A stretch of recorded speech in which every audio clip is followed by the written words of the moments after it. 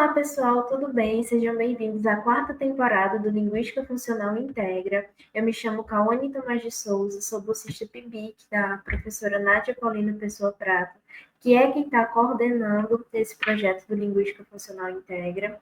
E hoje, quem vai participar do nosso projeto é a professora Jocely Catarina Stassi. Ela é licenciada em Letras Português e Inglês pela Universidade Estadual Paulista, a Unesp. É mestre em Estudos Linguísticos pela mesma universidade. Obteve o título de doutora em Estudos Linguísticos também, né, pela Unesp. Cursou doutorado sanduíche na Universiteit van Amsterdã, em Amsterdã, na Holanda, nas áreas de Teoria e Análise Linguística e Aquisição de Segunda Língua. Atualmente, ela é professora adjunta na Universidade Federal de São Carlos, lotada no Departamento de Metodologia de Ensino, onde atua na graduação, nas disciplinas de didática geral e de estágio supervisionado e orientação para a prática profissional em língua inglesa 1 e 2 e no PIBID, como coordenadora de núcleo em subprojeto. Ela atua também na pós-graduação como professora colaboradora no programa de pós-graduação em Linguística, na linha de pesquisa Descrição, Análise e Processamento Automático de Línguas Naturais. Tem interesse na área de Linguística e Educação, com ênfase em Teoria e Análise Linguística e Linguística Aplicada e em Formação Inicial, atuando nos seguintes temas de gramática discursiva funcional, perspectiva textual interativa, aquisição de segunda língua, ensino e aprendizagem de língua estrangeira e de língua materna e estágio obrigatório supervisionado. Muito obrigada por estar participando do projeto, professora. Seja muito bem-vinda e eu espero que a nossa conversa ela seja muito produtiva. Muito obrigada, Cauane, pela apresentação e obrigada pelo convite para dialogar aqui com vocês sobre esse tema que a gente tanto gosta e que tanto nos interessa. Sim, com certeza. Mas, professora, eu vou passar para a primeira pergunta agora, tá? E eu agradeço por essa pergunta, porque, tendo em vista que quem está assistindo a gente pode não conhecer, eu queria muito que a senhora explicasse o que é a gramática discursiva funcional, que, assim, para os íntimos, né, como todo mundo diz, é a GDF, mais conhecida dessa forma. Isso. A GDF, assim, já vou me utilizar desse termo mais íntimo, então, ela é uma teoria funcionalista, Cauane, né? É uma teoria funcionalista de base holandesa, né? Está entre as vertentes funcionalistas europeias, né? E ela é uma teoria funcional estrutural. Então, quem estuda GDF não leva em consideração só a função, mas também a estrutura das unidades linguísticas, né?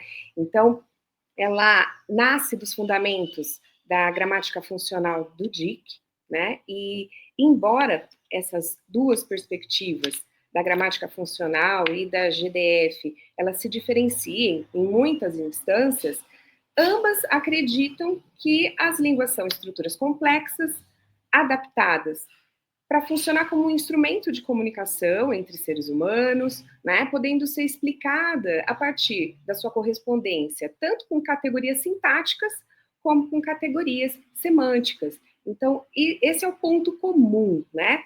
Mas a GDF acaba se apresentando nesse cenário, né, das teorias linguísticas como a sucessão, então, da gramática funcional do Dick, né? Hengeveld e Mackenzie inauguraram, vamos dizer assim, essa teoria a partir do livro, né, Functional Discourse Grammar. E só uma curiosidade, o Hengeveld foi orientando do Dick. Então, essa reorganização das ideias acabou, junto com o Larham, né, o Casey e o Larham Mackenzie, eles organizaram esse livro e deram uma nova roupagem, né, àquela gramática funcional, que hoje, se a gente voltar, né, até ela, o que está na GDF já é uma nova roupagem. A gente não encontra mais aquela gramática funcional dentro da GDF, né? Alguns pressupostos continuam sendo trabalhados, mas é realmente uma nova roupagem. E eles organizaram esse livro e diferenciaram, né, a GDF de outras teorias funcionais e estruturais a partir de algumas propriedades fundamentais desse modelo, que, entre elas, né, estão alguns pontos aqui, uma organização top-down, né, descendente do discurso para as formas das expressões linguísticas. Outro ponto, extrapola o nível da sentença, né, então considera o ato discursivo como uma unidade de análise. A unidade básica de análise é uma unidade pragmática, se a gente for pensar dentro dos níveis, né, qual camada representa esse ato discursivo. Né? Inclui representações morfossintáticas e fonológicas nessas formulações subjacentes, né, na estrutura subjacente. E também, ao lado dessas três características, relaciona-se sistematicamente aos componentes conceitual, contextual e de produção. Então, esses 4 pontos diferenciam a GDF de outras teorias funcionais e estruturais e também, né, da gramática funcional. Considera-se o discurso, né, ao invés da sentença, tratando-se tanto dos atos discursivos maiores como menores que a sentença, né? E cabe lembrar que a noção de discurso trazida pela GDF é de ato de interação, né? Ou seja, é considerado discurso aquilo que representa um ato ou uma situação de interação linguística. Então, às vezes, as pessoas confundem a GDF com uma teoria da análise do discurso, mas aqui o discurso é aquilo que representa um ato ou situação de interação linguística, tá? Esses atos discursivos, eles são definidos na teoria como a menor unidade identificável do comportamento comunicativo, e ele se constitui de, no máximo, 4 componentes. Então, é a ilocução, que indica a finalidade do ato verbal, se é declarativo, né, e etc. Falante, destinatário, que são os participantes, e um conteúdo comunicado, que contém tudo que o falante deseja evocar na sua interação, né, com esse destinatário, com esse participante, né, com esse ouvinte. Então, a gente tem essa unidade como a unidade básica de análise da GDF. E esse ato, ele pode ser composto por uma ou mais orações, por um sintagma nominal, um sintagma preposicional, ou mesmo uma interjeição. Então, o tamanho desse ato, ele não importa, vamos dizer assim, né? Pensando em codificação, em estrutura morfossintática, não estamos somente falando de oração, tá? A GDF, ela, como já deve ter transparecido aqui a partir da minha fala, ela tem como ponto de partida, por ser top-down, a intenção linguística do falante, né? E a sua consequente influência no discurso. Então, a GDF, ela parte da perspectiva da produção linguística, né? Mas ela não vai se definir nem como modelo de análise do falante, nem como modelo de análise do discurso, tá? E sim como um modelo gramatical, uma vez que ela vai analisar propriedades formais de unidades linguísticas de acordo com o sentido, com a intenção comunicativa, com o que são expressas, né? Então, em virtude disso, ela se define como um componente gramatical de uma teoria de interação verbal mais ampla. Lembra que eu falei que ela interage com outros componentes? Então, a GDF é um componente, é o componente gramatical, que interage com o componente contextual, conceitual e o de produção, que é o de saída, né? A partir da articulação, quando a gente realmente já produziu o discurso. E esse componente conceitual, ele representa, então, o momento pré-linguístico, né? Nele a intenção comunicativa, a representação mental, por meio da formulação, é traduzido, né, no nível interpessoal e representacional, com representações pragmáticas e semânticas. Então, o nível conceitual vai, digamos assim, alimentar os níveis de formulação, né, que são o interpessoal e o representacional. Depois a gente tem algumas regras de formulação, né, que são utilizadas para que a gente passe, então, para os níveis de codificação, que são os níveis morfossintático e fonológico, tá? E do mesmo modo que a gente tem esse nível que é o fonológico, que parece abranger até mesmo a articulação, é bom a gente lembrar que a produção acústica, ela acontece depois, né? Então, é no componente de produção. Então, o nível fonológico, ele é digital, ele acontece dentro da gramática, tá? Então, o componente de produção acústico vai conter regras fonéticas, né? Vai conter a articulação que ocorre fora da gramática propriamente dita. Então, a gente tem um componente que é o conceitual, esse componente de produção e o componente contextual, né, que vai tornar possível a referência a vários tipos de entidades que são relevantes, introduzidas no discurso, né, em cada um dos níveis. Então, o componente contextual alimenta os níveis e os níveis são alimentados pelo componente contextual. Vai disponibilizar antecedentes, referentes visíveis, participantes do ato de fala, né, que podem, de alguma forma, influenciar a composição desse ato discursivo, que vai acontecer a partir de uma intenção de um falante, né? Então, em síntese, a gente pode dizer que a GDF parte da perspectiva da produção linguística e representa, então, um componente gramatical de uma teoria mais ampla de interação verbal. Ficou mais claro agora, será, Cavani? Ai, ficou. Olha, quem escuta a senhora assim falando, pensa que a GDF é uma maravilha, tá? Mas quando assim, a gente está em sala de aula e a gente olha assim, meu Deus, o que é isso? Ai, ai. Porque eu me coloco como uma posição de aluna, e a primeira vez que eu estudei sobre a GDF, eu fiquei, meu Deus do céu, o que é isso? Como é que eu vou conseguir aprender? Nós sempre temos assim caminhos desafiadores, porque realmente é uma teoria que ela dá uma ampla visão do fenômeno, né? Então, se você explorar dentro de cada nível determinados fenômenos, você vai ter realmente uma ampla visão, uma descrição muito interessante. E é muito bacana ouvir isso de você, que tem pessoas interessadas aí também.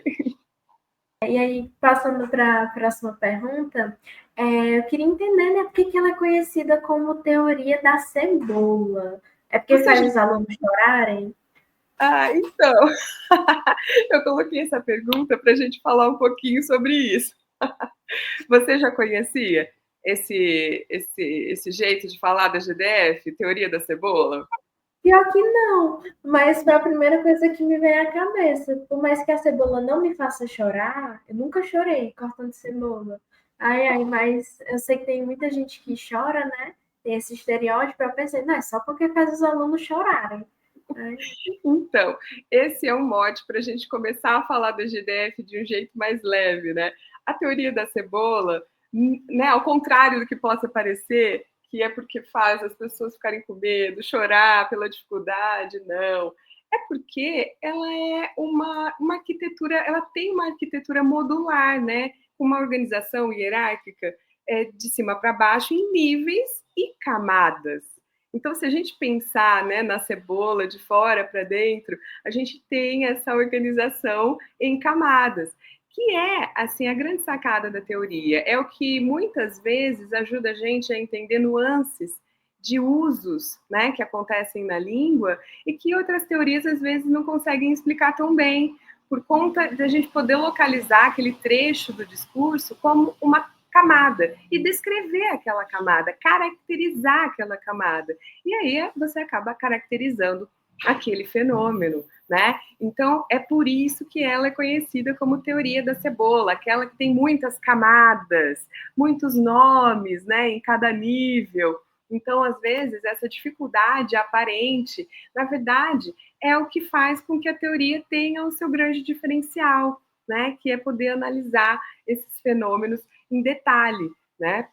Então, a gente, em cada um dos níveis de representação desse componente gramatical, a gente tem uma estruturação, né, de modo próprio, né? Cada um desses níveis tem essa organização hierarquicamente ordenada, em camada, né? Então, a gente tem uma disposição, né, de elementos em que cada camada, dentro do nível interpessoal, do representacional, do morfossintático e do fonológico, vai ser composta sempre de um núcleo, que vai ser obrigatório, que ele vai poder ser restringido por um modificador, que é opcional, especificado por um operador e ter uma função.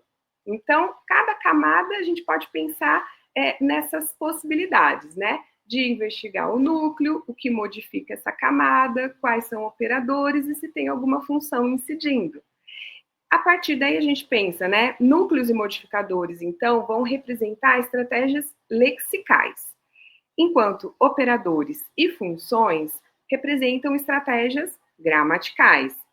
E a função vai ser sempre relacional. Se existe função envolvida, é a relação desse elemento com outro, né? É a relação dessa unidade com outra unidade da mesma camada. Enquanto o operador, ele vai se aplicar a uma unidade em si mesma. Então, cada camada, a gente pode pensar nesses termos.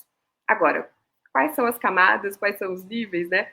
Então, nos níveis de representação que compõem essa teoria, a gente pode pensar nos níveis de formulação interpessoal e representacional, como os níveis que vão receber essas informações que vão complementar as camadas do que é mais ligado à pragmática e do que é mais ligado à semântica, e depois como isso é codificado.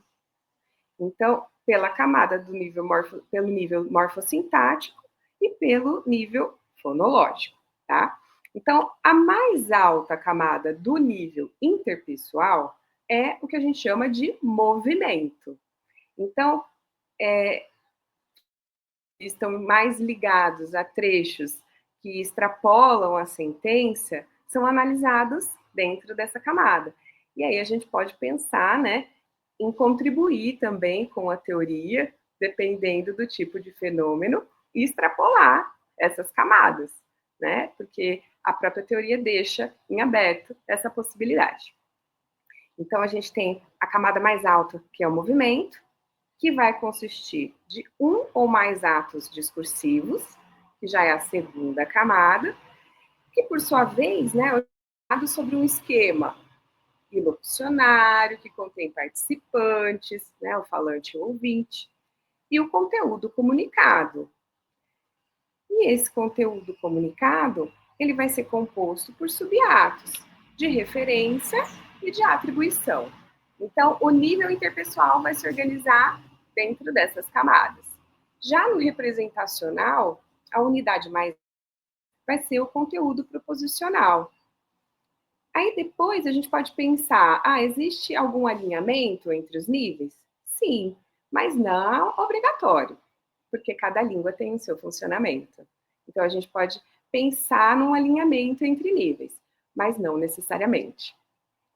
E esse conteúdo proposicional vai conter um ou mais episódios, né, que são tematicamente coerentes, e episódios contêm estados de coisas, em termos de propriedades configuracionais, lexicais, indivíduo, lugar, tempo, modo, quantidade, razão, que são camadas pertencentes ao nível representacional. Então, a gente tem camadas que são hierárquicas e outras que não são hierárquicas, né?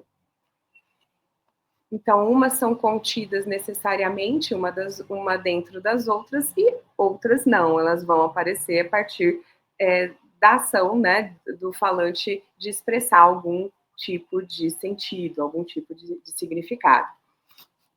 Depois dos níveis de formulação, onde a gente preenche essas informações, vamos dizer, né, como é que isso é codificado em cada língua?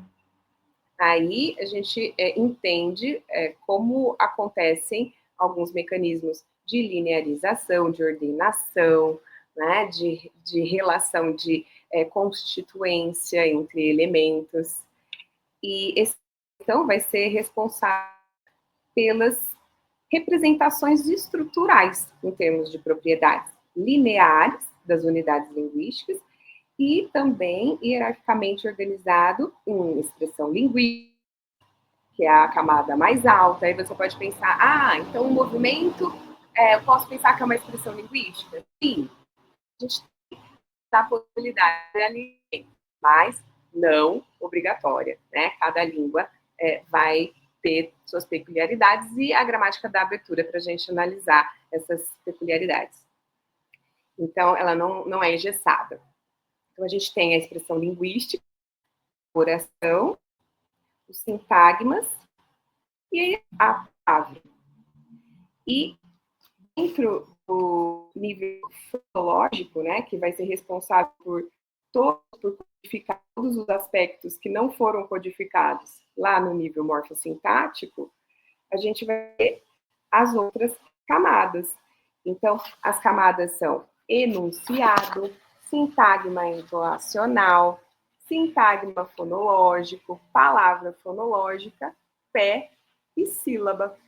Então, esses são os níveis e camadas, e por isso que a gente fala que ela é a teoria da cebola, né? Quando a gente chega lá na última camada do nível fonológico, a gente pode dizer que acabou de analisar aquele determinado segmento, né? É possível fazer isso, analisar um trecho de discurso em todas as suas camadas. Ficou mais claro agora? É possível, mas deve dar um trabalho. Ai, ai. Mas sim, ficou muito mais claro, professora. Eu acho assim, fazendo essa analogia, né, dizendo que ela é a teoria da cebola, né? Eu fiquei o tempo todo pensando na minha cabeça assim, meu Deus, ela é aquela música, né? Complicada e perfeitinha. Nem sempre tão perfeita, mas seria nesse nível. Sim, não necessariamente a gente precisa analisar um fenômeno em todas as camadas, porque determinados fenômenos, eles acontecem a partir de uma camada específica lá na formulação, às vezes é alguma coisa gramatical, algum fenômeno que tem uma motivação formal, mas essa também é uma possibilidade, né, de você ver, tudo bem, é um movimento, mas não é ali na camada do movimento que esse fenômeno, né, surge. Então, a gente também tem essa possibilidade de observar, não, esse é um fenômeno pragmático, esse é um fenômeno semântico, né, determinado pragmaticamente, determinado semanticamente, determinado morfossintaticamente, outros determinados fonologicamente, né. Então, a gente tem essa possibilidade de analisar tudo ou não, dependendo das motivações do nosso objeto de estudo. Realmente vai depender, é o objeto, né, que acaba escolhendo, né? Infelizmente, você não vai impor ao objeto. Eu gosto muito mais dos aspectos pragmáticos. Adoro principalmente os aspectos pragmáticos, é muito legal. Aí, não tem como tô estudando aqui um fenômeno, ele não tem implicações pragmáticas, tem implicações semânticas. Eu não vou enfiar o que eu gosto naquele objeto.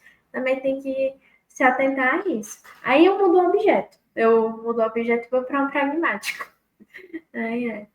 Sim, e uma coisa que a GDF é como acontece na codificação, né? Essas implicações pragmáticas, essas implicações semânticas, como elas são traduzidas na morfossintase.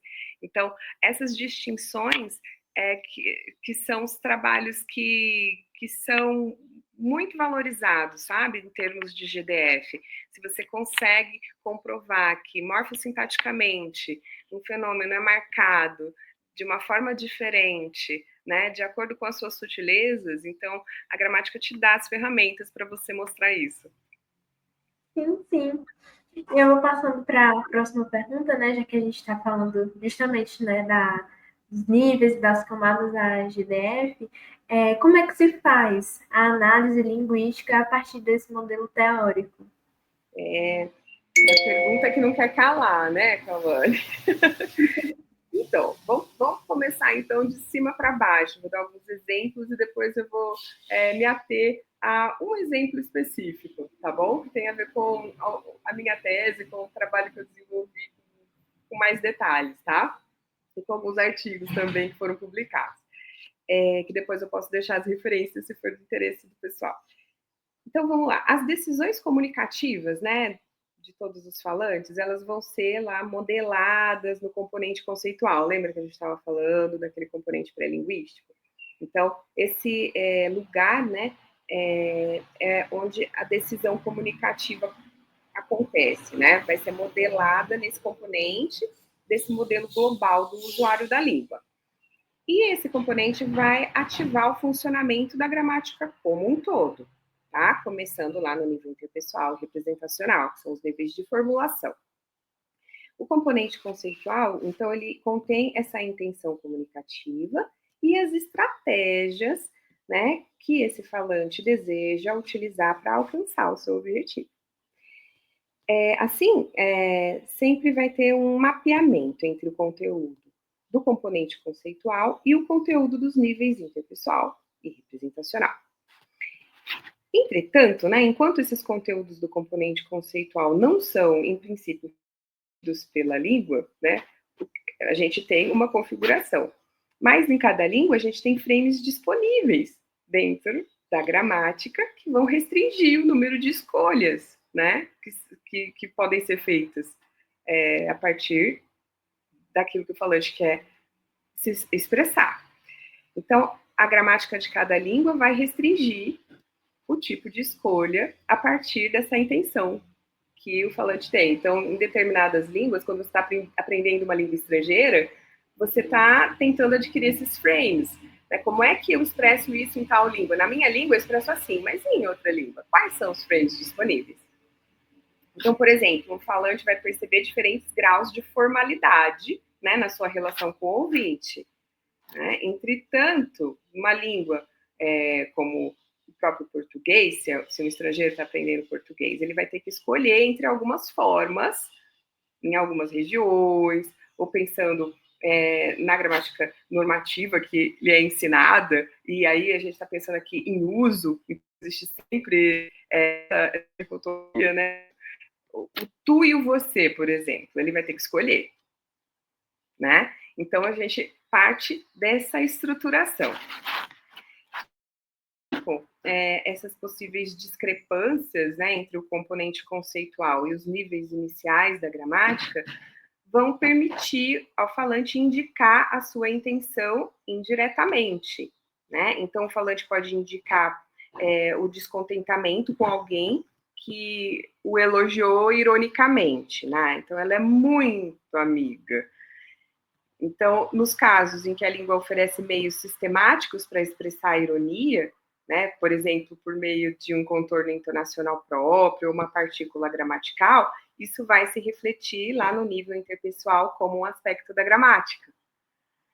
Então, similarmente, a intenção de fazer com que o ouvinte feche a janela, por exemplo, pode ser expressa diretamente, né, por uma ilocução diretiva, por favor, feche a janela, ou indiretamente, por meio de uma ilocução declarativa. Ai, há muita corrente de ar aqui, então você, né, permite que aquilo que a gramática contém, né, no primeiro caso, é uma indicação da ilocução imperativa.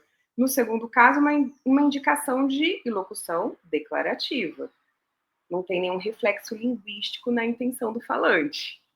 A tarefa desse ouvinte, então, é encontrar a relevância dessa ilocução declarativa. Há muita corrente de ar aqui. Então, o ouvinte é que vai ter que encontrar o que é que ele precisa fazer. Né? Se as relações sociais entre o falante e o ouvinte são apropriadas, esse falante pediu para fechar a janela e o ouvinte vai fechar. Mas ele não disse fecha a janela. Ele disse, ai, que corrente de ar, né, forte que está aqui. A GDF vai tratar, então, apenas dos aspectos que se refletem linguisticamente, né?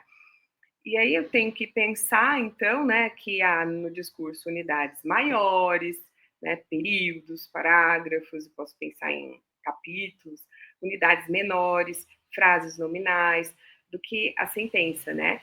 Então, tudo que é maior que a sentença ou menor que a sentença, a gente vai investigar, pode ser investigado. E se você tem um modelo, né, que leva em conta o discurso como um todo, fica mais fácil de você poder explicar aquilo que é maior e menor que a sentença.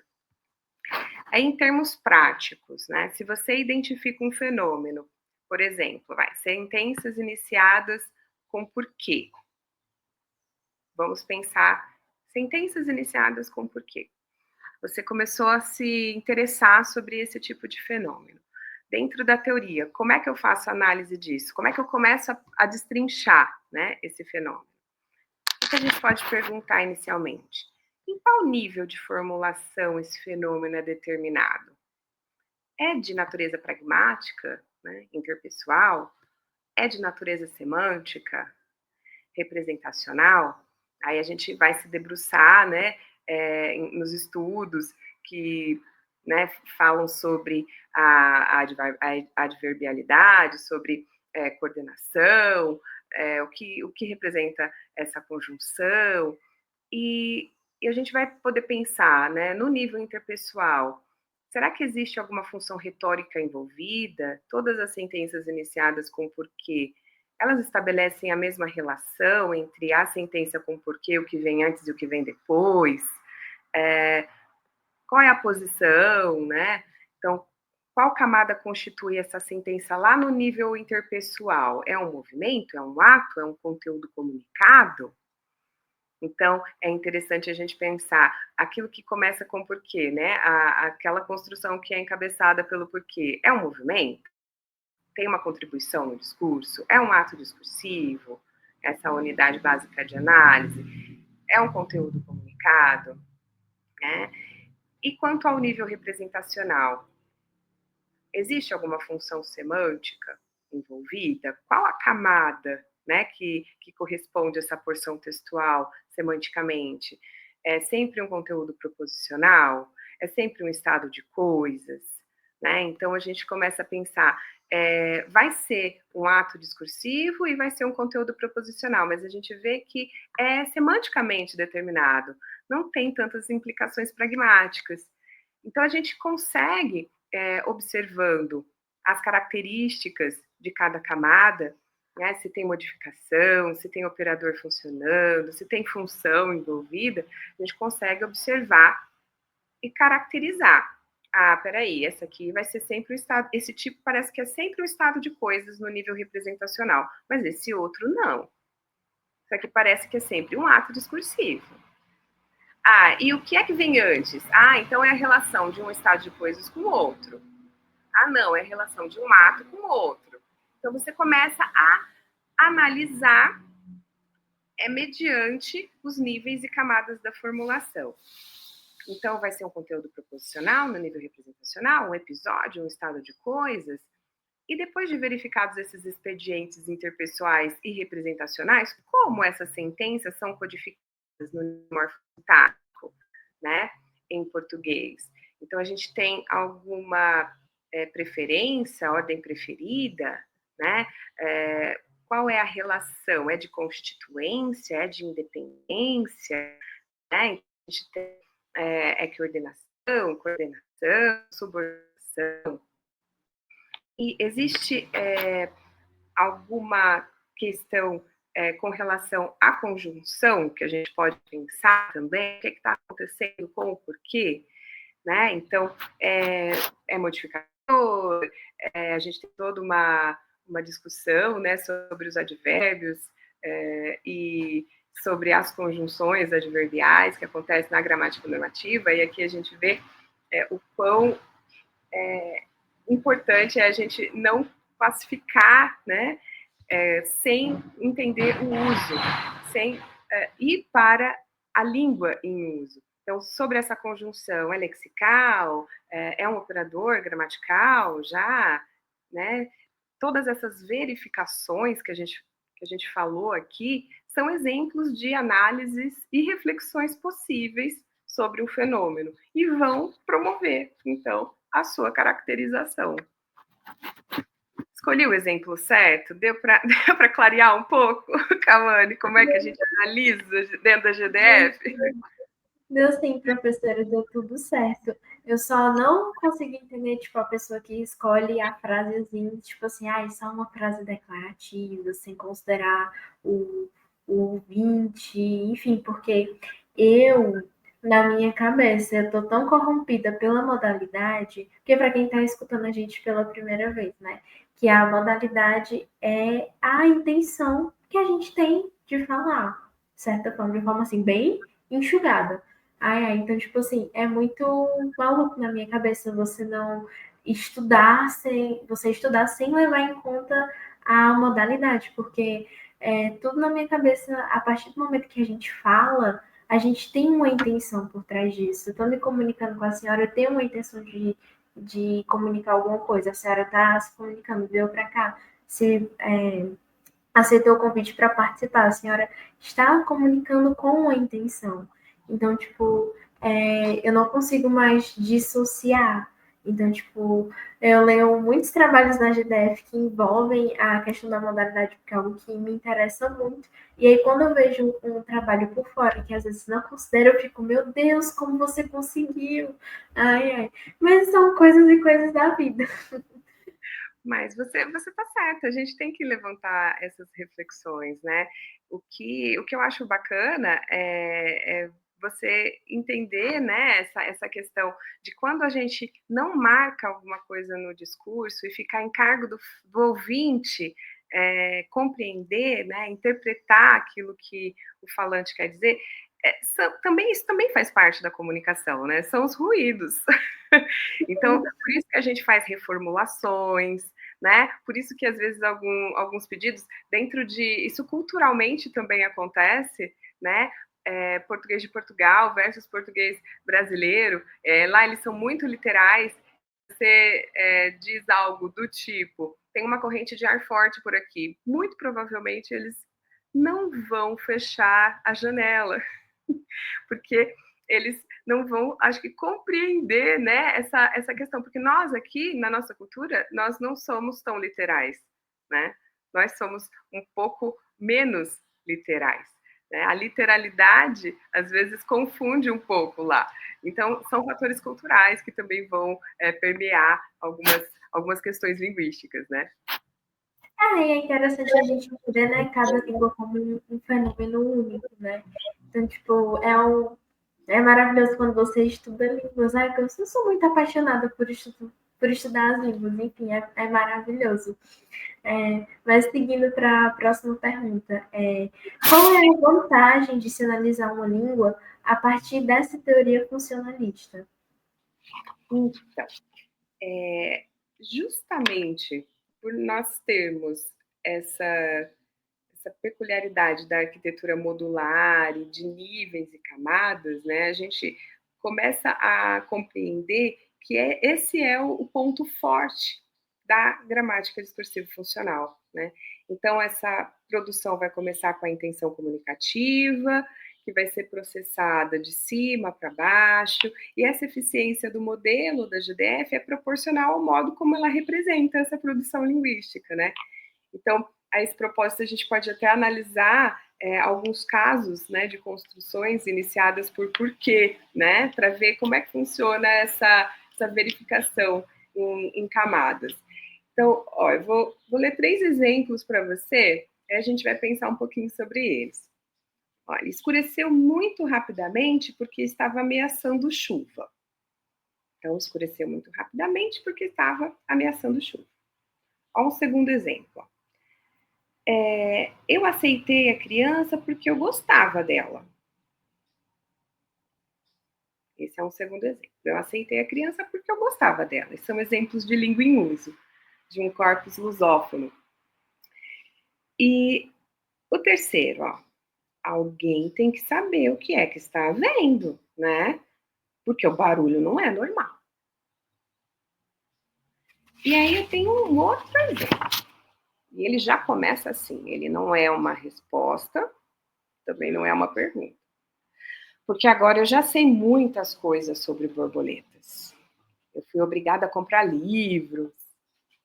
Será que a gente tem o mesmo funcionamento nesses 4 exemplos? Como é que a gente poderia analisar?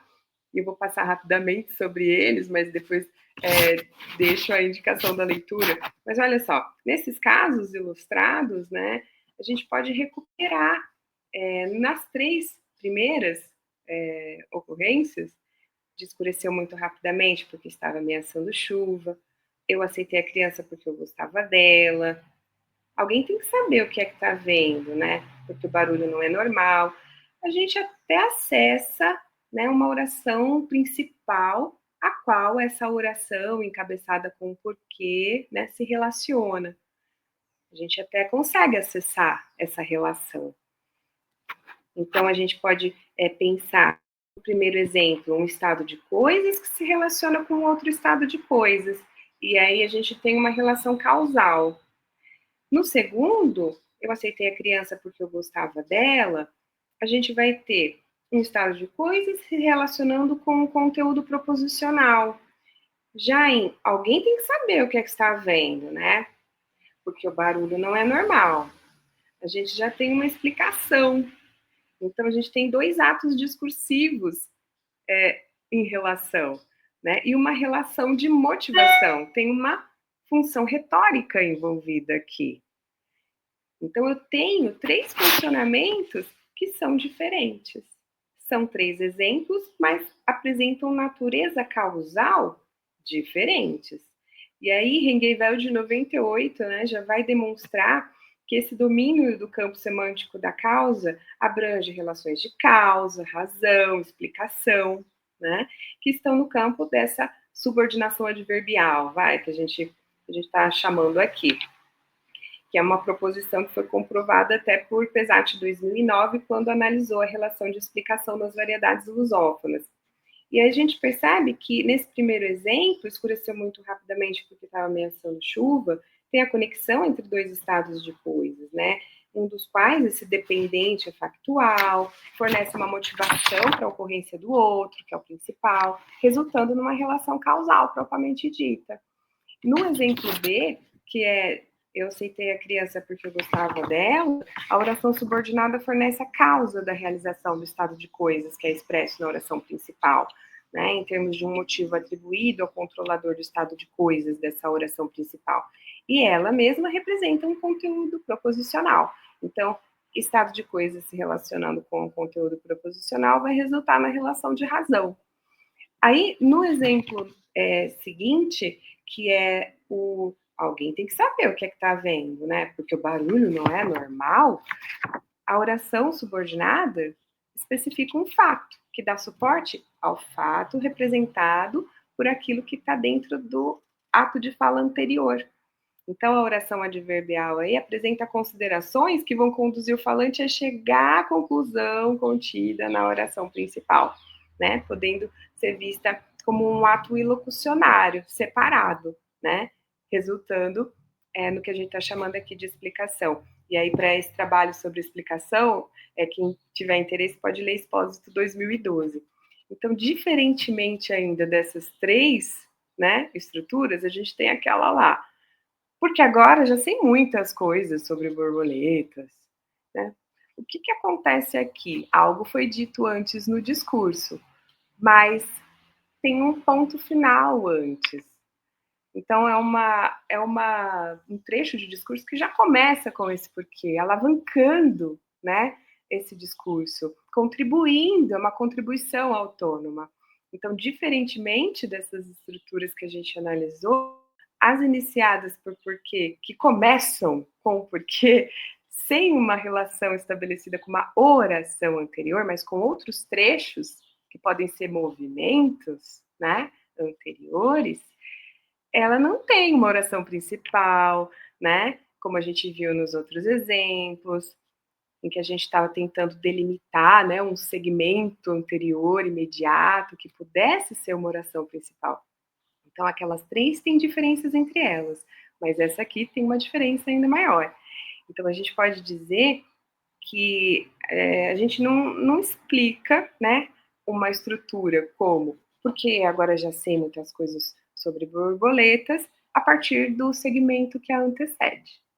Não tem como explicar, tem que explicar por ela mesma. Qual é a motivação dela ali, né?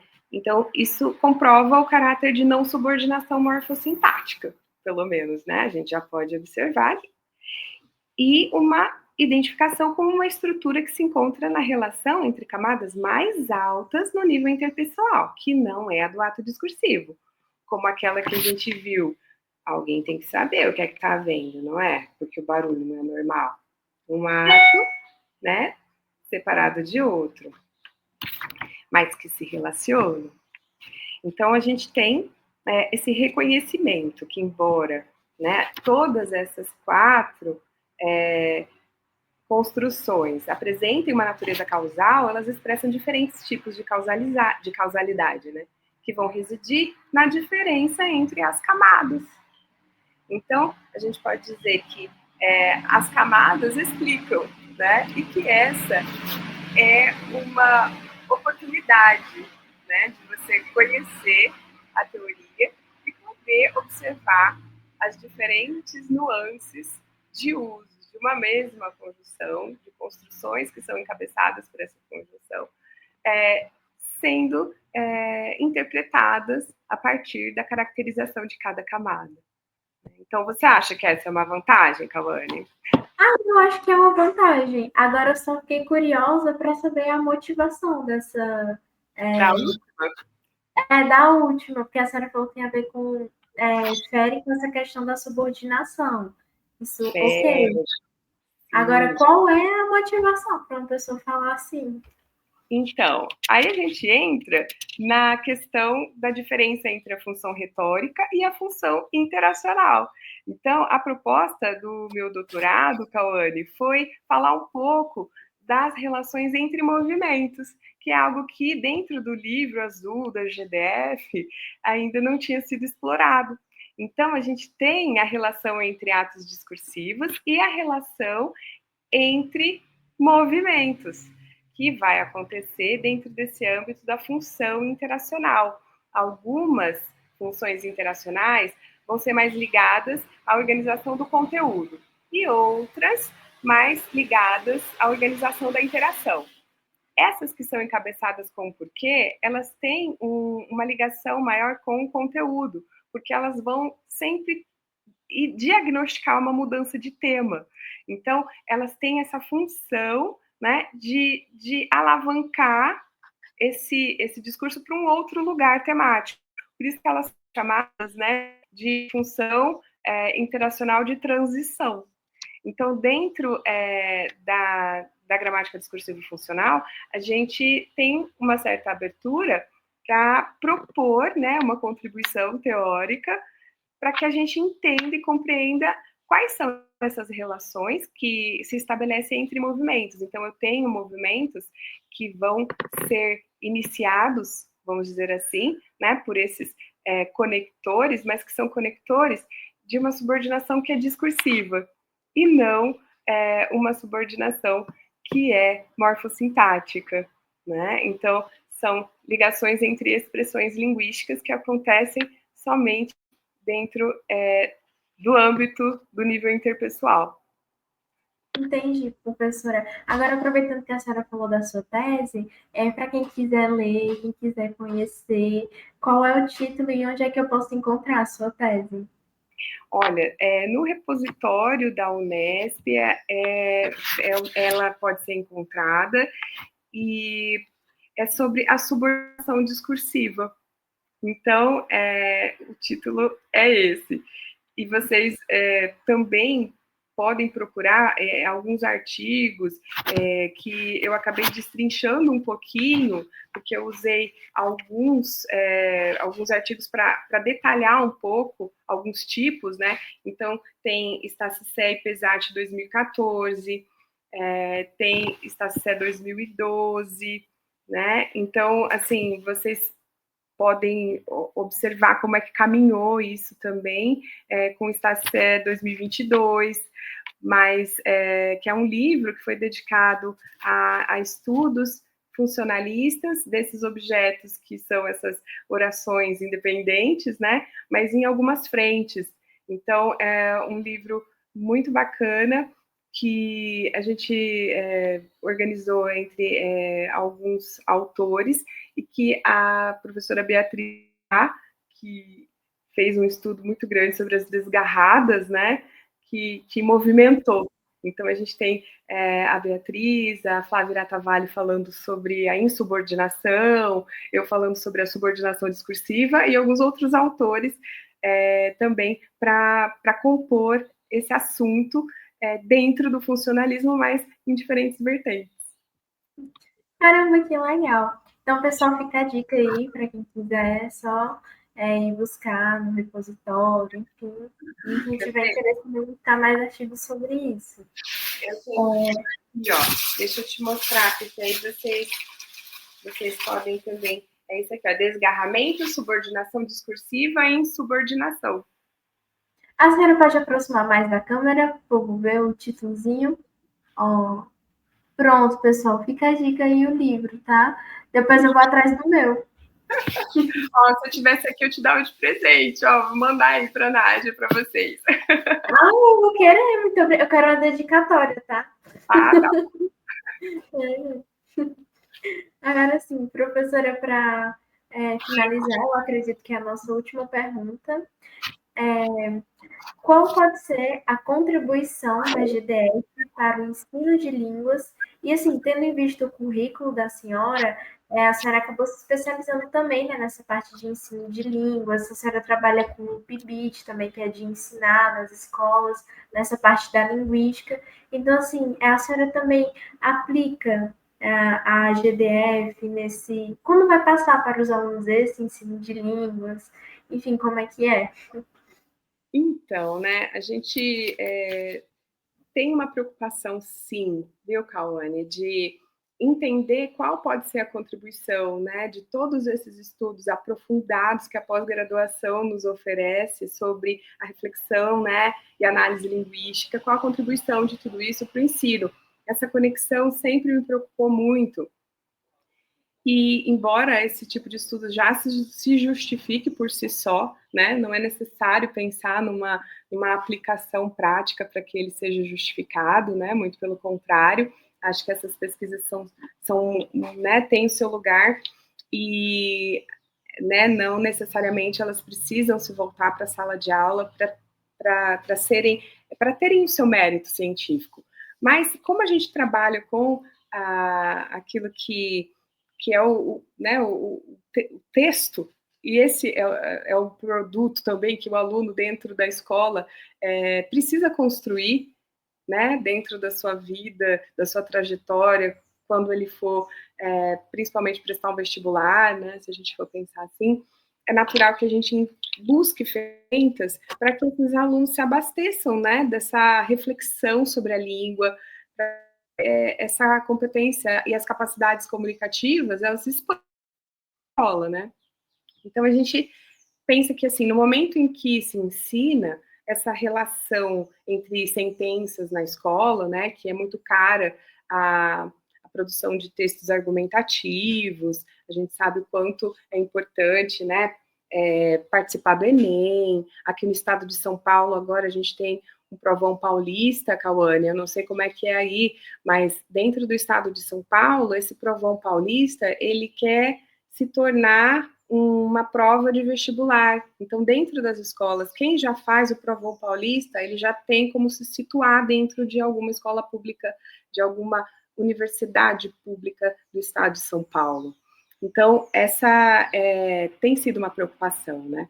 Então, quando a gente pensa, né, em abastecer o aluno desse conhecimento sobre a língua para que ele se sinta seguro, né, na sua argumentação, tenha ferramentas, amplitude de uso dessas ferramentas, o que acaba acontecendo na maioria das escolas? Os professores, eles partem da gramática normativa, né, para estabelecer os tipos de relação, coordenação, subordinação, listas, né, com tipos de conjunções típicas para cada relação semântica, né? Aí tem os exemplos que são consagrados, que são retirados geralmente de textos escritos, e assim, a língua em uso raramente é de fato analisada, né? Embora a gente tenha na BNCC um apelo muito forte para trabalhar com textos originais, né, com contextos genuínos, também com uma gama de gêneros discursivos, orais e escritos.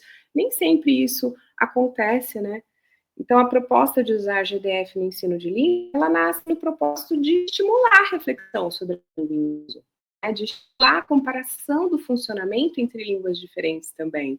Porque a GDF é uma teoria que é de base tipológica, né? Então, ela busca comparar as línguas do mundo, né? A gente não está buscando universais linguísticos, a gente quer comparações entre as línguas e ver o que é que acontece na maioria delas. Então, por ser uma gramática de base tipológica, né, que propõe comparar as línguas do mundo, ela vai servir, então, como uma ferramenta para identificar especificidades, uniformidades numa determinada língua e entre as línguas do mundo, né? Então, se a gente voltar lá ao nosso exemplo, né, a GDF pode explicar a razão da gente ter uma mesma conjunção com diferentes nuances de uso, né?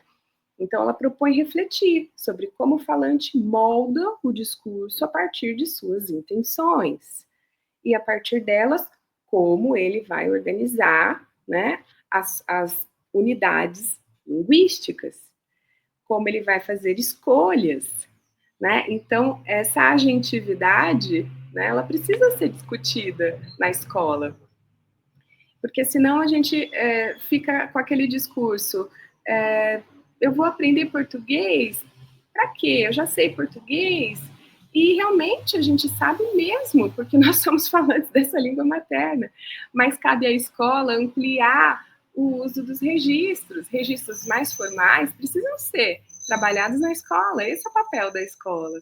E a gente não pode se furtar desse papel, né? A gente vai ter esse trabalho com a variedade linguística, com as variedades linguísticas, que é muito importante, e que faz com que o aluno reflita sobre aquilo que é diferente do uso que ele já faz.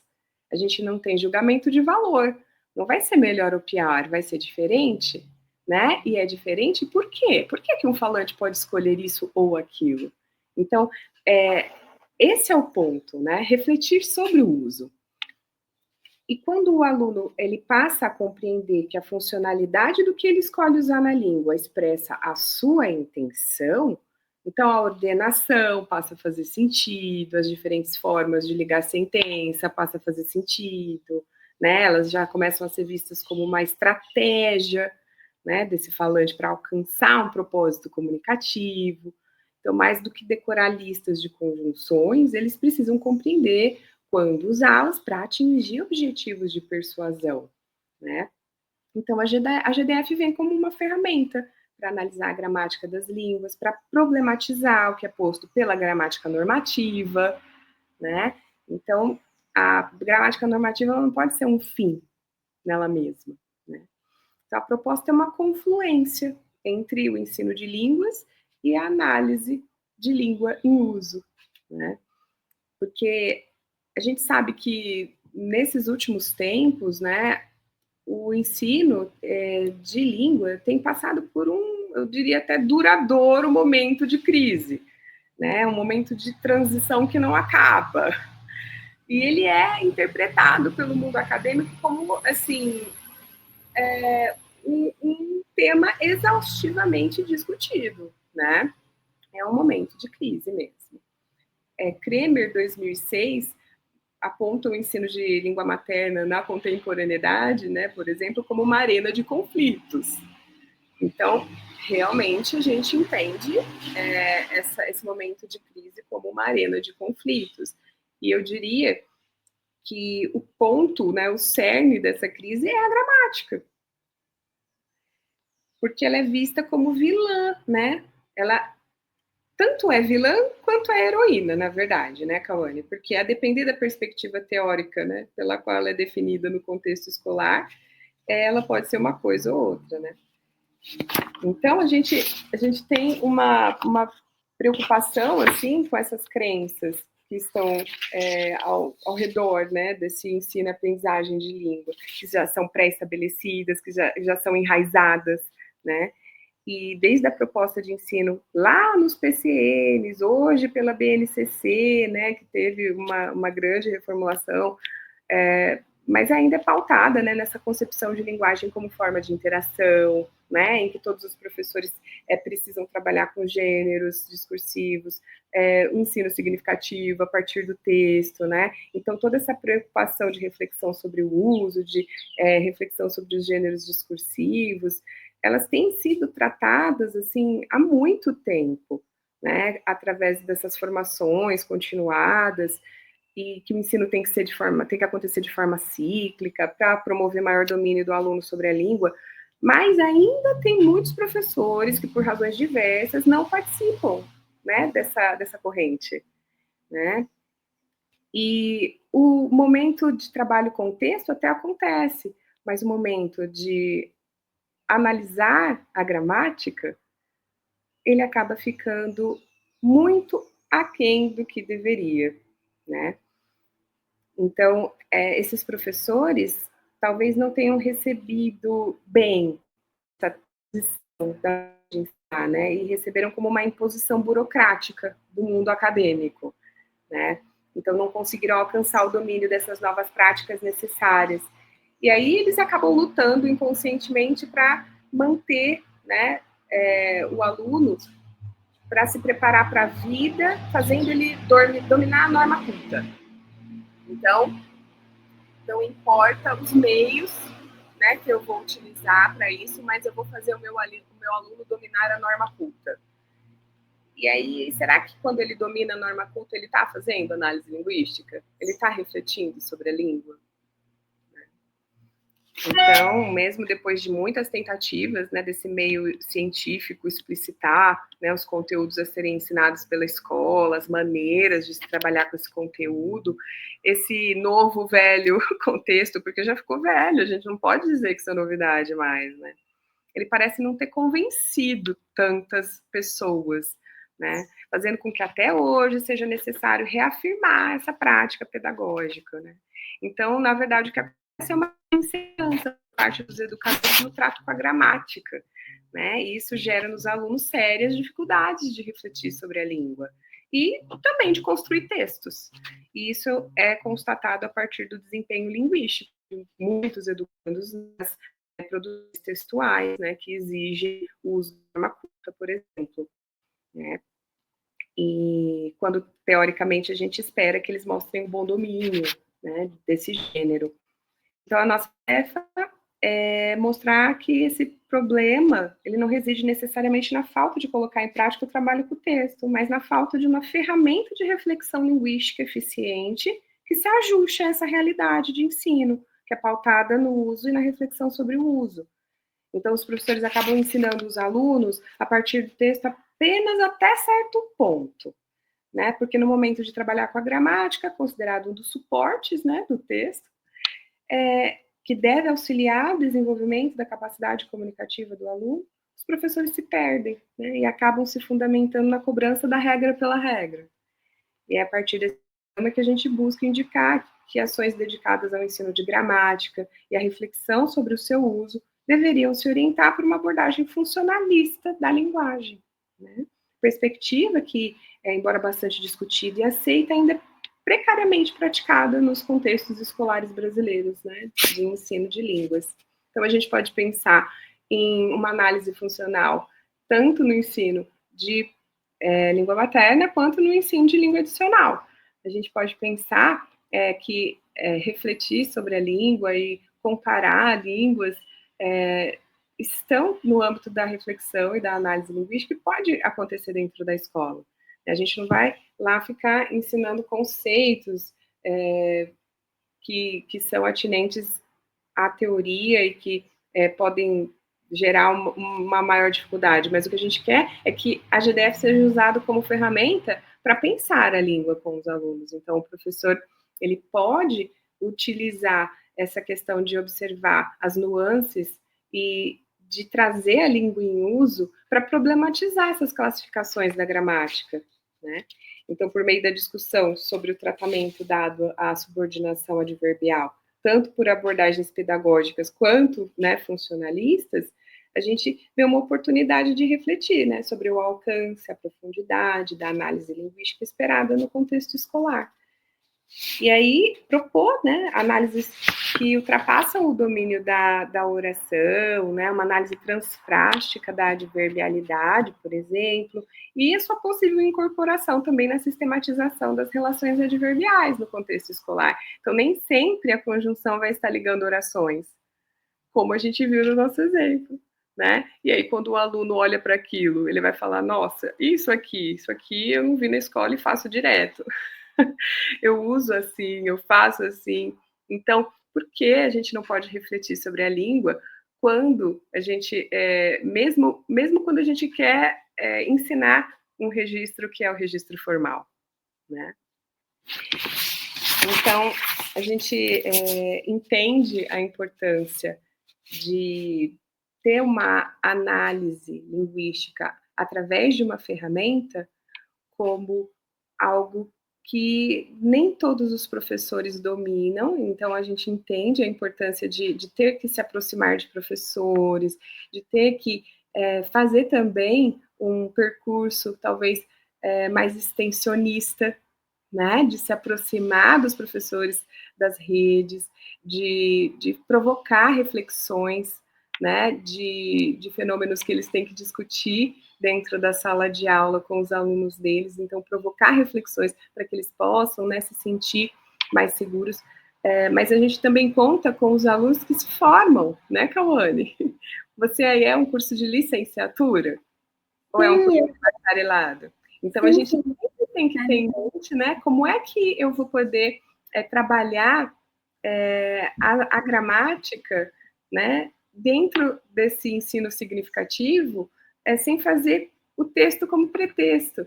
Então a gente tem que entender que o texto ele tem uma razão de ser como ele é. Então a gente vai analisar aquele texto e o que tem dentro dele como se aquilo fosse orgânico no texto, né? E não o texto como pretexto. A gente precisa de uma ferramenta que seja completa. Então, acho que a GDF, por ter essa preocupação com aquilo que tem a ver com as implicações pragmáticas, né, com aquilo que compõe a parte semântica, então a gente tem como formalizar, né, é uma gramática funcional estrutural, a gente vai se preocupar em como é que se codifica essa intenção, né, aquilo que o nível morfossintático não dá conta, como é que é codificado fonologicamente. Então, acho que é uma gramática completa e que as reflexões que são feitas a partir dela podem provocar nos alunos boas práticas de reflexão e análise linguística. Com certeza, professora. Eu acho que a análise linguística ela precisa ser mais levada para a sala de aula, nesse sentido de que a partir de outras teorias como a GDF, que a gente só vê muito a análise nessa parte mais estrutural, e eu só comecei realmente a pensar nessa pluralidade da língua, realmente quando eu cheguei aqui na universidade, porque antes eu não pensava, você pensa que a língua ela é uma coisa reta, uma coisa fixa, e que, tipo, não tem outras, não tem como mudar. E aí, tipo, por mais que eu tive aula de variedades linguísticas, então, tipo, você entende que vai se diferenciar, mas é uma coisa minúscula, quando você chega na universidade, é tipo assim, é um mundo todo e aí você percebe, meu Deus, tudo realmente acaba sendo baseado no uso. Porque até mesmo quando a gente bota uma estrutura formal, é um uso da língua. Então, tipo, acho que além da análise linguística, levar também a criticidade.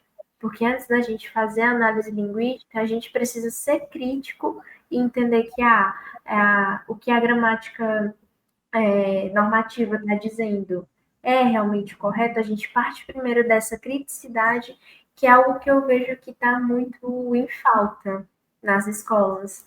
A gente não tem aqui o Provão paulista, a gente não tem nenhum Provão assim, o nosso principal meio de acesso realmente para as universidades públicas é o Enem, o Exame Nacional do Ensino Médio, e na UES, assim, falando especificamente que do Ceará, a gente tem a UES, que é a estadual, que tem o próprio vestibular.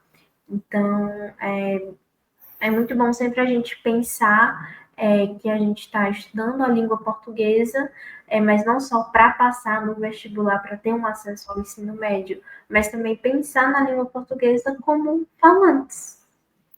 Exatamente. Essa questão da criticidade, ela tem a ver com essa consciência da intenção, né, Cauane?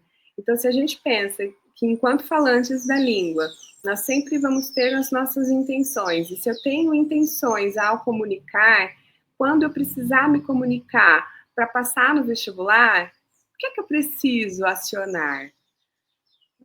Como eu preciso me comunicar para passar no vestibular? O que é que eu preciso usar? Qual registro? Então, essa questão da escola, trabalhar com a formalidade, né, mas com criticidade, faz com que o aluno entenda que ele está agregando, né, quando ele está dentro da escola, ele está agregando conhecimento sobre a língua dele.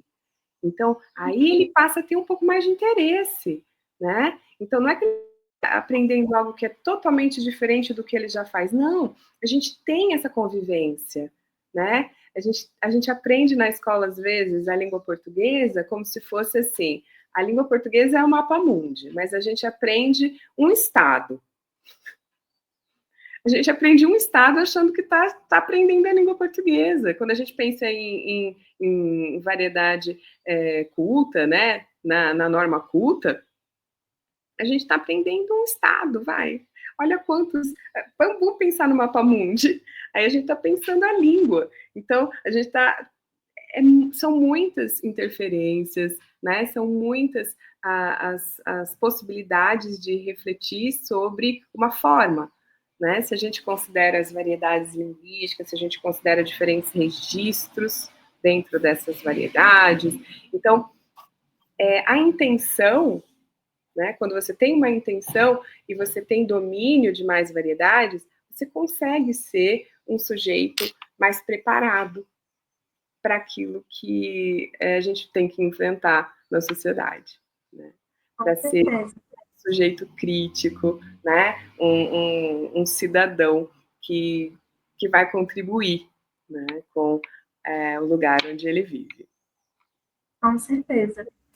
Agora, eu gostaria de agradecer pela nossa conversa, professora. Estou muito feliz com as discussões que foram levantadas. Eu espero que o pessoal que esteja assistindo a gente, que esteja nos ouvindo, também tenha gostado da discussão. Eu gostaria só de fazer um convite para que as pessoas acompanhem o grupo de estudos em funcionalismo da Universidade Federal do Ceará, está sendo responsável por promover o Linguística Funcional Integra. Seguir a gente no YouTube, no Instagram, no site, no Facebook. E é isso. Obrigada, viu, Cauane, por convidar essa professora aqui do estado de São Paulo para integrar um projeto tão bacana como esse. Estendo os meus agradecimentos a toda a equipe responsável pelo projeto, né, e a professora Nádia, em especial, que também está tão próxima da gente, né, nesse momento bastidores, para organizar as conversas, né? Então, muito obrigada. Sim, eu sou suspeita para falar da Nádia, ela é minha orientadora, você é maravilhosa. Então, não tenho nada para falar. Então, muito obrigada, professora, por ter aceitado o convite. Eu que agradeço.